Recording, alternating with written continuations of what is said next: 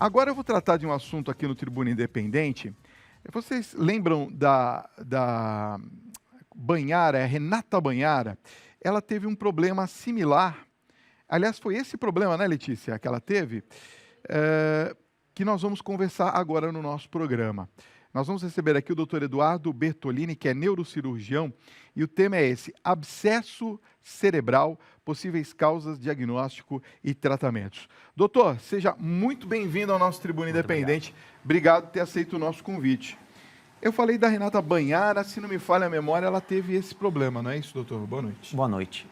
Eu desconheço dessa moça, mas é um problema muito grave, é um problema que pode deixar sequelas importantes e até pode levar à morte, né? Então é uma coisa muito grave. Eu estava vendo agora há pouco lá na produção, junto com a Letícia, as imagens, e eu fiquei impressionado de verdade, porque algo pequeno ou imperceptível inicialmente a nós se torna algo realmente grave, como o senhor falou agora, pode levar à morte.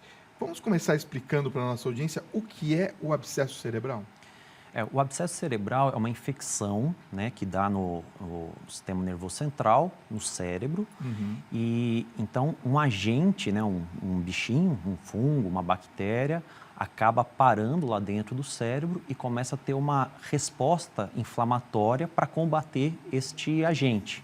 E esta resposta inflamatória começa a produzir substâncias, né, e forma uma loja de secreção purulenta, né? Então, é uma cavidade com secreção purulenta dentro do cérebro. Dentro do cérebro? Dentro do cérebro. E, além disso, ao redor começa a ter uma inflamação, um edema, um inchaço, que, lógico, dependendo do diâmetro, né, das dimensões desse abscesso, podem ser catastróficos, né? Entendi. Quais que são as possíveis causas desse tipo de acometimento? Então, as principais causas são infecções em qualquer região do corpo, né? Na verdade, a gente tem algumas formas de infecção. Tem uma forma de contaminação que a gente chama hematogênica, ou seja, uma infecção em algum outro canto do corpo, através, o bicho se desprende, né? O agente se desprende pela corrente sanguínea e vai parar no cérebro, né? Por exemplo, infecções de pulmão, infecções do coração, né, endocardite bacteriana, infecções do trato urinário, enfim. Você pode ter uma contaminação que a gente chama por contiguidade, ou seja, por áreas próximas ali do cérebro, o que é comum em otites, né, infecção do ouvido, em sinusites, né, às vezes não tratadas, né, que estão numa região muito próxima do cérebro, ou, eventualmente, até esses abscessos peridentais, né? Que é o que você comentou no começo, né? Infecções no dente, né? Quando não tratadas, enfim. E você pode ter também a contaminação direta, né? Então, por exemplo, um ferimento por arma de fogo, né? Um tiro, né? Que entra no cérebro e pode contaminar ali, depois formar essa reação inflamatória, ou eventualmente até uma complicação de uma cirurgia cerebral que o agente acaba se instalando ali. No caso do diagnóstico, como que ele é feito? E para eu solicitar, né, um exame, eu tenho algum tipo de sintoma? Como é que eu desconfio que eu posso ter esse tipo de doença? No início é muito difícil, né? Então, né? Não tem sintomas? Então, assim, no começo da infecção, geralmente a gente não percebe. E, lógico, com essa reação inflamatória e com o desenvolvimento desse abscesso e do inchaço no cérebro, aí que começam a aparecer os sintomas, né? Então, são sintomas de o aumento ali da lesão acaba comprimindo alguma região do cérebro, que pode dar alteração de força, alteração de fala, pode dar convulsão, né? Dificilmente dá febre, né, esse abscesso, mas pode dar sintomas neurológicos, né, alteração de consciência, confusão, que é quando a gente imagina que pode estar acontecendo alguma coisa. E daí a gente faz os exames de imagem e acaba notando que essa lesão está lá presente. E esse exame de imagem é o que dá o diagnóstico desse tipo de doença. Isso. E quais são os possíveis tratamentos, doutor? Quando a gente detecta esse abscesso, né, aí depende do tamanho desse abscesso, às vezes ele é cirúrgico, Às vezes não. Então, geralmente, a gente tem aí de 2,5 a 3 centímetros, até esse tamanho, talvez dê para tratar só com remédio, só com antibiótico, Tá. né? Quando já é maior do que 3 centímetros, ou eventualmente se tem muito edema junto, alteração neurológica, vai pondo em risco a vida, a gente já vai para a cirurgia direto, né? E na cirurgia a gente tem que drenar essa coleção purulenta, né? Esse pus que está ali dentro do cérebro e descomprimir as áreas comprimidas. Existem fatores de risco, doutor? Os fatores de risco, assim, não que a gente consiga controlar de maneira geral, né? Então, infecções pelo corpo, né? Então, se a gente acaba deixando infecções de maneira crônica, né? Não tratando essas infecções, a gente aumenta o risco de formar esses abscessos. E lógico que algumas condições que a gente tem o processo de defesa inibido, né, como pacientes transplantados, né, que tomam corticoides a longo prazo, ou doenças que levam à diminuição da defesa, né, como HIV, etc. e tal, podem favorecer a gente a ter infecções, inclusive essas disseminações e parar no cérebro dando abscesso cerebral. Idade é um fator ou não?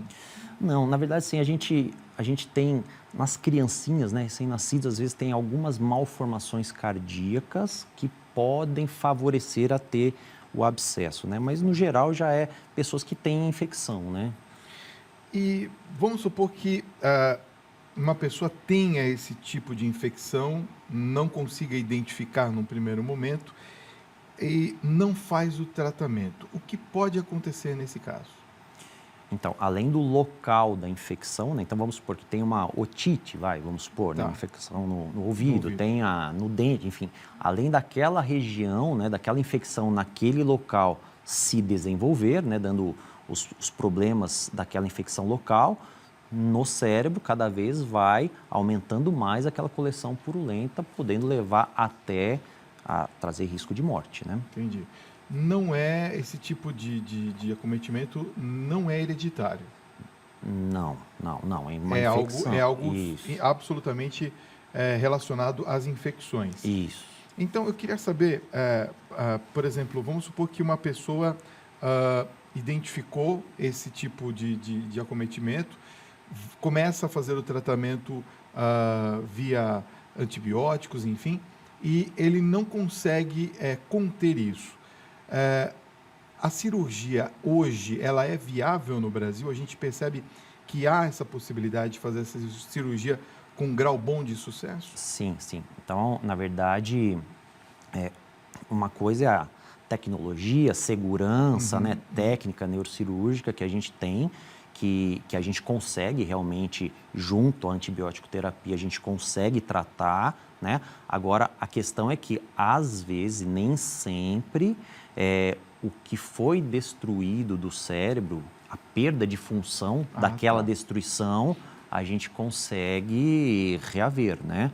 Então, às vezes, ficam as sequelas por conta da sequela, por conta da lesão.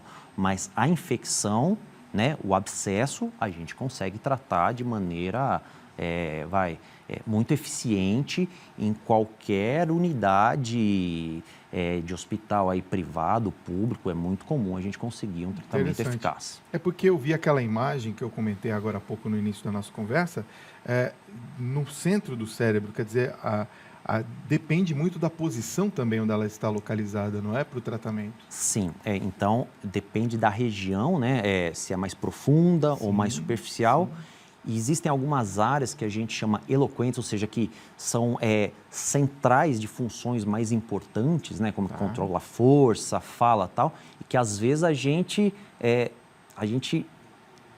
vai abre mão de um procedimento menos invasivo, através de uma agulha com alta tecnologia, a gente pode até depois entrar nesse tópico, e consegue drenar todo esse pus e depois o tratamento com antibiótico terminar, vamos dizer assim.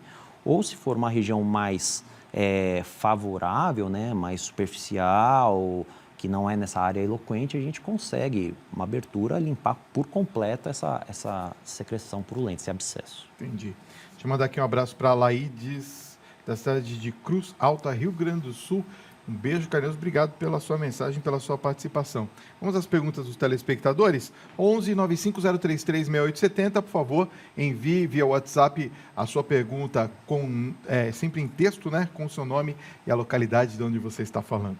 A Vanderleia Assis Ribeiro, de Contagem, Minas Gerais, nos escreve e ela diz assim: doutor, a minha filha tem 3 meses e teve meningite, havendo um abscesso cerebral. O abscesso cerebral foi curado, mas a parte frontal do lado esquerdo do cérebro diz que tem uma cicatriz e um pouco de água. Ela poderá se desenvolver normalmente, doutor?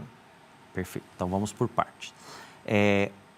A região onde teve o abscesso, realmente aquela área do cérebro acaba morrendo, né? Então, fica uma cavidade ali e a gente produz um líquido na cabeça que acaba ocupando aquela região. Entendi. Então, por isso, na dúvida da telespectadora, seria isso. Então, a cavidade ali é preenchida por esse líquido e tanto o abscesso como a meningite são doenças que podem dar algum grau de sequela, né? Então, a gente não tem como saber exatamente como que vai ser, né? Existe uma chance também de quem trata tanto de meningite como de abscesso ter um desenvolvimento normal, só que a gente vai ter que observar durante as aquisições que essa criança vai tendo para a gente inferir se está dentro do esperado, se eventualmente está tendo algum atraso de alguma função. Entendi. Quer dizer, tudo depende de uma... Depende da região, profunda, e da né? evolução. Criancinha, 6 meses, né, que falou, né? 3 meses. 3 meses, desculpa. Então, assim, as criancinhas menores são mais difíceis da gente ir avaliando sequela, né? Ah. Mas elas, por outro lado, têm uma chance de adequação a todas essas agressões maior, né? Então, elas têm o que a gente chama de neuroplasticidade. Então, elas têm uma chance de recuperar a função eventualmente perdida ali. É muito maior do que, por exemplo, no adulto e no idoso. Boa noite, Fábio. Eu sou Vinícius Rocha, de Apuarema, na Bahia. Um abraço carinhoso ao povo baiano, sempre carinhoso aqui com a gente na Rede Vida, no nosso Tribuna Independente. Diz assim, doutor Eduardo, um abscesso cerebral pode levar a um derrame?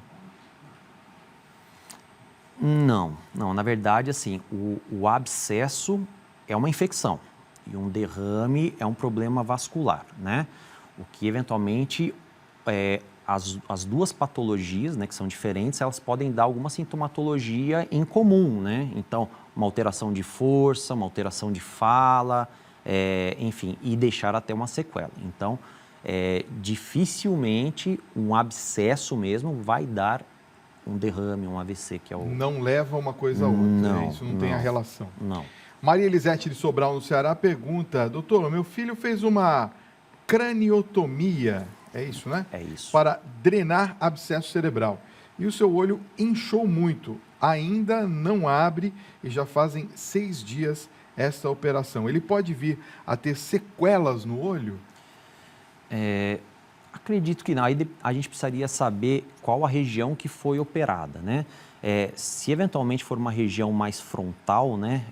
Aqui na região da testa, assim, às vezes a gente tem que abaixar aqui para a gente conseguir acessar essa região. E quando a gente abaixa a pele aqui, às vezes acumula um pouco mais de sangue e incha o olho, né? Então isso é comum, inchar o olho, mas não necessariamente leva à perda de visão, né? Geralmente não. Esse inchaço deve melhorar e não deve se alterar em nada a visão da pessoa, né? Mas precisaria ver o caso certinho, né? Tem que dar uma analisada de perto, né? A Juliana Alston Lima, de Ibitinga, São Paulo, pergunta, olha, doutor, depois da drenagem cirúrgica de abscesso, o paciente pode esquecer todo o passado e deixar de ler e escrever?